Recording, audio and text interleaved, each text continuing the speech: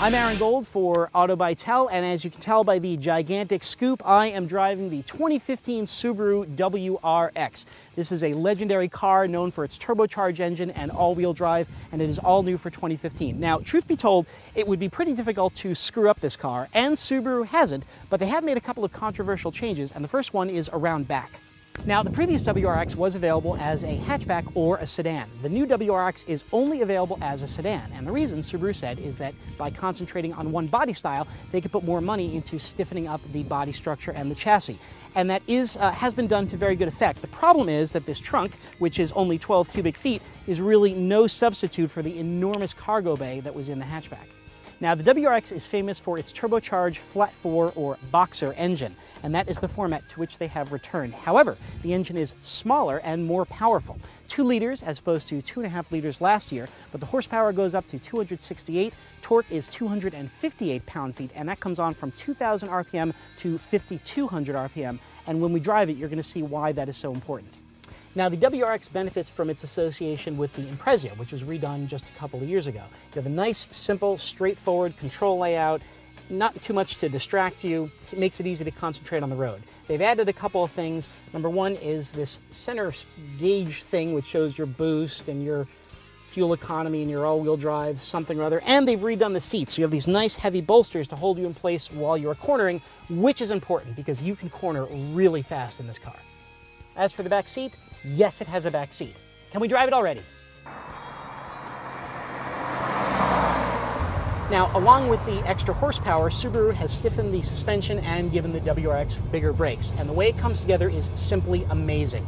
For starters, there's this engine. I mentioned that flat torque curve. You almost cannot be in the wrong gear in this car. No matter what gear you're in, you just give it the juice and away it goes. 0 to 60 in about 5.5 seconds.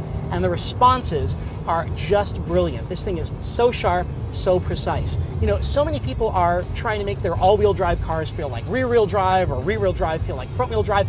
This is an all-wheel drive car that feels like an all-wheel drive car. Tons of grip, amazing responses. You can just get on the gas and fire out of the curves like you've been shot from a cannon. I could drive this thing all day, 24 hours a day for the rest of my life.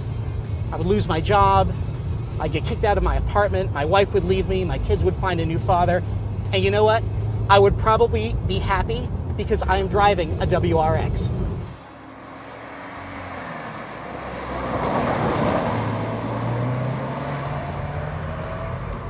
Now, one of the other controversial changes in the WRX is the inclusion of an automatic transmission, specifically a CVT, or continuously variable automatic transmission. You will notice that no other performance car uses a CVT, and if you drive the WRX, you will discover why. A twin clutch or a regular automatic works much better. The WRX's CVT does emulate a manual transmission. It has paddle shifters and will run with either 6 or 8 speeds, but you still don't get that tight connection between clutch and engine that you get with the manual. Certainly the CVT doesn't dampen the fun of this car's amazing steering and chassis, but you do miss out on a lot. The best way to enjoy the WRX is with the 6-speed manual.